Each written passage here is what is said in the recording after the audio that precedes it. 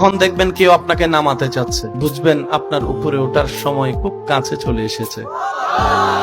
যখন দেখবেন আপনার লবণ আনতে ভাত ফুরায়, ভাত আনতেই লবণ ফুরায়, বুঝে নিবেন আল্লাহ তাআলা আপনাকে কল্যাণ দেওয়ার জন্য প্রস্তুতি হয়েছেন। যখন দেখবেন কেউ আপনাকে টেনে ধরে নামানোর চেষ্টা করছে, বুঝে নিবেন সেখানে আপনার উপরে উঠার সিঁড়িটা কাছাকাছি চলে এসেছে।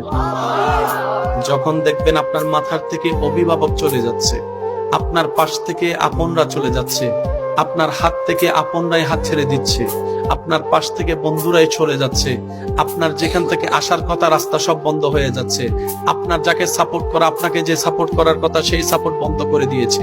যখন দেখবেন আপনার বিপদকালে সময়ে এও নাই, ও নাই, ও নাই, তেও নাই, আপনও নাই, পরও নাই, বুঝে নিবেন আল্লাহ সবাইকে সরাই দিচ্ছে, আল্লাহ সবাইকে সরাই দিচ্ছে। আল্লাহ স্বয়ং সরাসরি কুদরতি ব্যবস্থাপনায় আপনাকে নিজেই সাপোর্ট দেওয়ার জন্য, সহযোগিতা করার জন্য আপনদেরকে সরাই দিচ্ছে, বন্ধুদেরকে সরাই দিচ্ছে। রব বলে যে আমার বান্দাকে আমি আল্লাহ কুদরতে সাপোর্ট করব, তোদের কারো দরকার নাই, সবাই সরে যা। এর ভিতরে আমার বান্দা ধৈর্যের পরীক্ষাও করে নিব, শুকরিয়ার পরীক্ষাও করে নিব।